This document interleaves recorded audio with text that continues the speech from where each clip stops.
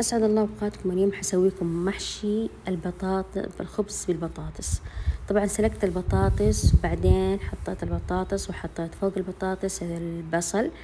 حطيت طبعا أنا سلقت حبتين بطاطس، بعدين أحط ملعقة ثوم، وبعدين أحط البهارات، ملعقة صغيرة كاري وملعقة صغيرة بابريكا وكمون، وراح أحط كمان ملح.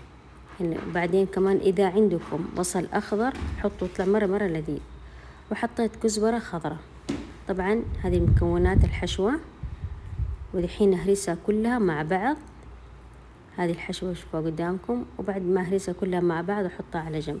الملح لا تكثروا، ملعقة صغيرة، ولو لقيت البطاطس ما هي مالحة مرة زودوا حاجة بسيطة.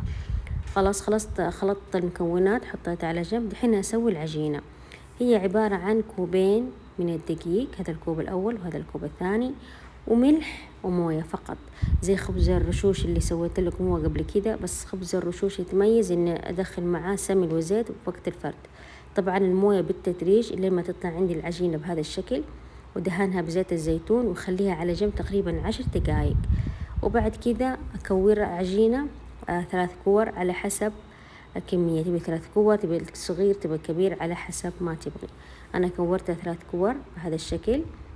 وبعدين أحط دقيق وأبدأ أفرد العجينة.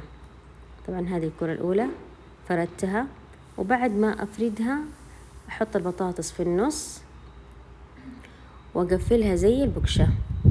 طبعا العجين لا تفردوه مرة عشان لا تتقطع معاكم وتخرج البطاطس، خلوا نفس العجينة شوي سميكة بهذا الشكل. أقفلها زي البقشة.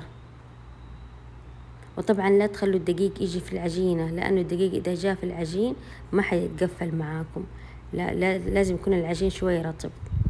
دحين أفرد شيء بسيط، ما أضغط كثير على العجين، وأحط على جنب. وبعدين أدهن بزيت عادي وسمين. طبعا هنا خلصت العجين فردت. دحين أدهن بزيت وسمين مع بعض، لخبطهم مع بعض ودهنت به العجين. على الصاج حطيت اللي هو الكهربائي من أسفل، خبزت بعدين خبزت مرة ثانية قلبت. وهذا الشكل النهائي لذيذة، جربوها وبإذن الله تعجبكم، وسهلة وبسيطة ما تأخذ منكم بالوقت، وبالعافية علينا وعليكم.